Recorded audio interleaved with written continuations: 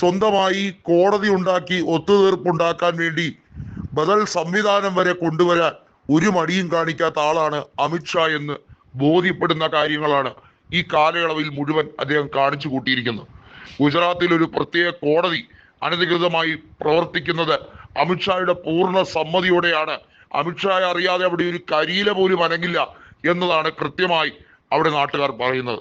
ഒന്ന് ആലോചിക്കണം, ജസ്റ്റിസ് ലോയയുടെ ദുരൂഹ മരണവുമായി ബന്ധപ്പെട്ട് അമിത്ഷായെ നിരവധിയായ കാലയളവിൽ ചോദ്യം ചെയ്തിട്ടുണ്ട്. അതുപോലെ തന്നെയാണ് സൊറാബുദ്ദീൻ ഷെയ്ഖ് വ്യാജ എൻകൗണ്ടറുമായി ബന്ധപ്പെട്ട വിഷയത്തിലും അമിത്ഷായ്ക്കെതിരെ വലിയ തോതിലുള്ള ആരോപണങ്ങൾ ഉണ്ടാവുകയും അദ്ദേഹം ജയിൽവാസം അനുഷ്ഠിക്കുകയും ചെയ്യേണ്ടി വന്ന സാഹചര്യമുണ്ട്. അതിന് പകപോക്കിയത് എങ്ങനെയാണ്? കോൺഗ്രസിന്റെ നേതാവും ആഭ്യന്തര മന്ത്രിയുമായിരുന്ന പി ചിദംബരത്തിനെ തിരിച്ച് എയർസെൽ മാക്സിസ് ഇടപാടുമായി ബന്ധപ്പെട്ട കാര്യത്തിലാണ് അദ്ദേഹത്തിനെ കേന്ദ്ര അന്വേഷണ ഏജൻസി ഉപയോഗിച്ച് അമിത്ഷായുടെ പോലീസും സംഘവും പിടികൂടിയത്. ഇവിടെയാണ് അമിത്ഷാ ഇപ്പോൾ രാഹുൽ ഗാന്ധിക്കെതിരെ പ്രസ്താവനയുമായി വരുന്നത്. രാഹുൽ ഗാന്ധി ഇന്ത്യയിലെ ആഭ്യന്തര കാര്യം സംസാരിക്കേണ്ട, ഇന്ത്യയിലെ തെരഞ്ഞെടുപ്പ് കമ്മീഷനുമായി ബന്ധപ്പെട്ട കാര്യം സംസാരിക്കാനുള്ള അവകാശം ഇന്ത്യക്കാർക്കാണെന്നും രാഹുൽ ഗാന്ധിയെ ഇന്ത്യൻ പൗരനായി ഞങ്ങളാരും അംഗീകരിച്ചിട്ടില്ലെന്നും രാഹുൽ ഗാന്ധി ബ്രിട്ടീഷ് പൗരനാണോ ഇന്ത്യൻ പൗരനാണോ എന്നുള്ളത് ആദ്യം സ്ഥിരീകരിക്കൂ എന്നുമാണ് അമിത്ഷാ പറയുന്നത്. എന്ത് അഹങ്കാരമാണ് ഈ മനുഷ്യൻ കാണിക്കുന്നത് നോക്കണം. എടുത്താൽ അഹങ്കാരം മാത്രം പറയുന്ന അമിത്ഷാ പാർലമെന്റിനകത്തുള്ള അദ്ദേഹത്തിന്റെ ബോഡി ലാംഗ്വേജ് കണ്ടിട്ടുണ്ടോ?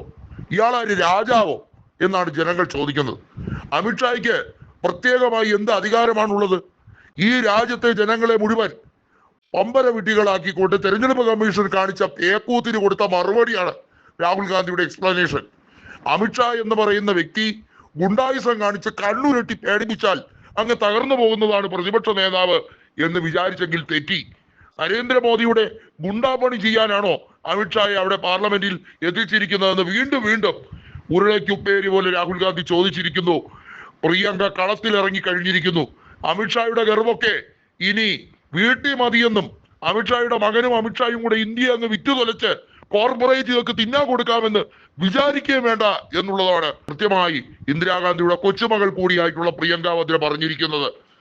രാഹുൽ ഗാന്ധിയെ, തന്റെ സഹോദരനെ, ഈ രാജ്യത്തിന്റെ പ്രതിപക്ഷ നേതാവിനെ കുറ്റം പറയാൻ ഈ വ്യക്തിക്ക് എന്തധികാരമാണ് ഉള്ളത് എന്നുള്ള ചോദ്യമാണ് ഇവിടെ പ്രസക്തമാകുന്നത്. അമിത്ഷായുടെ തെരഞ്ഞെടുപ്പ് വിജയം പോലും ചോദ്യചിഹ്നമായിരിക്കുകയാണ്. ഗാന്ധിനഗറിൽ 7,15,000 പരം വോട്ടുകളുടെ വിജയം. എതിരാളിയെ മത്സരിക്കുന്നതിൽ ഭീഷണിപ്പെടുത്തി വിലക്കിയ വ്യക്തിയാണ് ഇദ്ദേഹം. അതായത് തെരഞ്ഞെടുപ്പ് കമ്മീഷന്റെ മുഴുവൻ മാനദണ്ഡങ്ങളെയും കാറ്റിൽ പറത്തിക്കൊണ്ടാണ് കഴിഞ്ഞ ലോക്സഭാ തെരഞ്ഞെടുപ്പിൽ ഇദ്ദേഹം മത്സരിച്ചത് എന്നുള്ളത് പ്രിയങ്ക ഗാന്ധി പറഞ്ഞിരിക്കുകയാണ്. അമിത്ഷായെ അയോഗ്യനാക്കണം എന്നുള്ള ആവശ്യം ഇന്ത്യ മുന്നണി നേരത്തെയും ഉന്നയിച്ചിട്ടുണ്ടായിരുന്നു. കാരണം അത്രയേറെ ക്രിമിനൽ ലിസ്റ്റുകളിൽ പ്രതി ചേർക്കപ്പെട്ട വ്യക്തിയാണ്. ഗുജറാത്തിലെ കൂട്ടക്കൊലയിലും ഉൾപ്പെടെയുള്ള കാര്യങ്ങളിൽ അന്ന് ആഭ്യന്തരമന്ത്രിയായിരുന്ന വ്യക്തിക്ക് നേരിട്ടോ അല്ലാതെയോ പങ്കുണ്ട് എന്നുള്ള ആരോപണം കോൺഗ്രസ് ഉന്നയിച്ചപ്പോഴും അമിത്ഷാ പറയുന്നു, ഞാൻ ജയിലിൽ വരെ പോയി വന്നവനാണ്, എനിക്ക് കളിക്കാൻ ഭംഗിയായിട്ട് അറിയാമെന്ന്.